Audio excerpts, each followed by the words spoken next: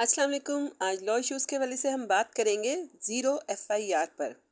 FIR के बारे में तो आप लोगों ने सुना होगा कि फर्स्ट इंफॉर्मेशन रिपोर्ट इसे कहा जाता है, लेकिन ज़ीरो एफआईआर क्या होती है आज हम इसके बारे में आपको बताते हैं।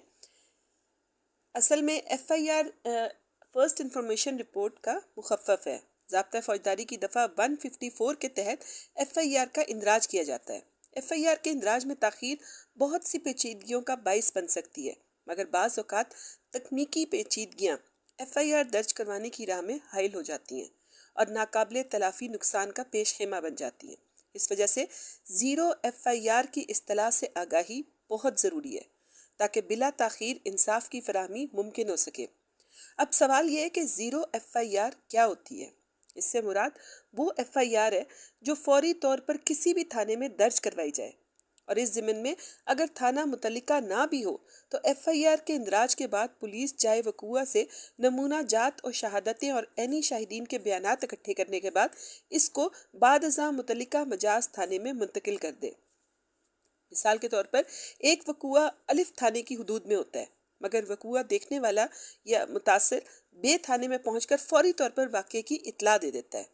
जैसे कि मैंने बताया कि एफआईआर का मतलब है फर्स्ट इंफॉर्मेशन रिपोर्ट, यानी सबसे पहले इत्तला जो मिलती है उसकी रिपोर्ट दर्ज करना। तो अब पुलिस ये कहकर अपना दामन नहीं छुड़ा सकती कि चूंकि इसके थाने की हदूद में वाक़या नहीं हुआ, इस वजह से वो एफआईआर दर्ज नहीं कर सकती।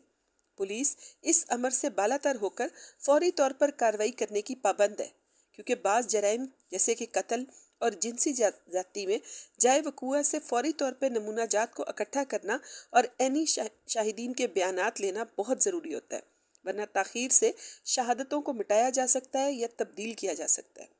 मजलूम को फौरी मदद की ज़रूरत होती है। किसी भी किस्म की तकनीकी रुकावट इंसाफ की राह में हाइल नहीं होनी चाहिए। हमने अक्सर ये देखा है कि बाज़ औक़ात पुलिस वाले या थाने वाले फ़ौरी तौर पे कह देते हैं कि ये हमारे इलाके में या हमारे थाने की हदूद में ये वाक़या नहीं हुआ, इस वजह से हम एफआईआर काटने के मजाज नहीं, आप लोग फ़ौरी तौर पे मुतल्लिका थाने में जाएं। जब वहाँ जाया जाता है तो उनके भी टेरिटरी में या उनके भी हदूद में वो वाक़या नहीं आ रहा होता, तो फिर ये तयन कैसे हो। इस ज़िम्न में वक्त गुजरता जाता है जिससे कि डिले होता जाता है और ताख़ीर, जैसे कि मैं बता चुकी हूँ, एफआईआर के ज़िम्न में ताख़ीर बहुत ज़्यादा नुकसानदेह होती है। आजकल के इस जदीद दौर में जदीद फोरेंसिक लैब से आरस्ता तफ्तीशी वैन जाए वकूआ पर पहुंचकर वकूआ से मुतल्लिका शहादतें इकट्ठी करती है, जिनमें ताख़ीर से सारी शहादतों के ज़ाया होने का अंदेशा होता है।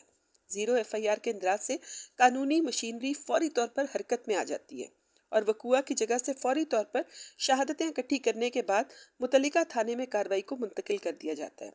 ज़ीरो एफआईआर एक ऐसी सहूलत है जिससे दादरसी की राह में आसानी पैदा होती है और फौरी तौर पर कार्रवाई शुरू की जा सकती है।